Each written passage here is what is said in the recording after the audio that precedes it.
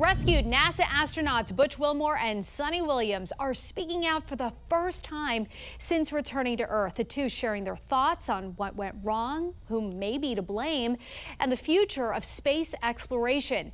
The National News Desk, Jeff Harris, joining us. Jeff, their now famous mission turned from 1 week into over 9 months.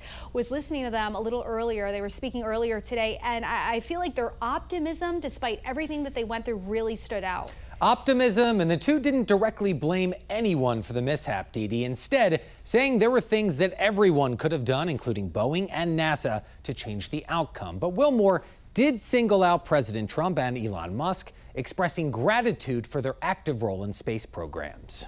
In an exclusive interview with Fox News, Butch Wilmore sharing a message for President Trump and Elon Musk for their leadership in helping to bring the two astronauts home. I have no reason not to believe anything they say because they've earned my trust. The two also taking part in a press conference, with Wilmore saying he's in part responsible for the mishap. I'll start and point the finger and I'll blame me.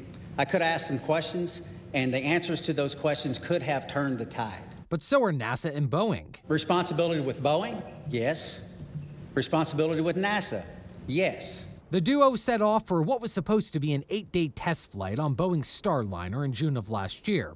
But an issue with the spacecraft prevented them from returning to Earth, something Williams says they trained for. We came, as Butch has mentioned before, prepared, and we were ready to do that pivot and be part of that bigger thing that's not just about us. Watching parts of the press conference, Don Platt, an aerospace expert, tells us he was glad the astronauts acknowledged more testing needs to be done on these spacecrafts. I think that those are things that they're going to need to fix moving forward, and certainly if they want to ever get the Starliner to the point where it's carrying people again. He also agreed the shortcomings should be shared, and everyone involved needs to view this as a learning opportunity. We need to acknowledge a problem before we can fix it. Now, at the end of that press conference, Wilmore also shared that he relied heavily on his faith to help him get through this journey, attending church virtually each and every Sunday, saying it was a vital part of his routine. Reporting for the National News Desk, I'm Jeff Harris.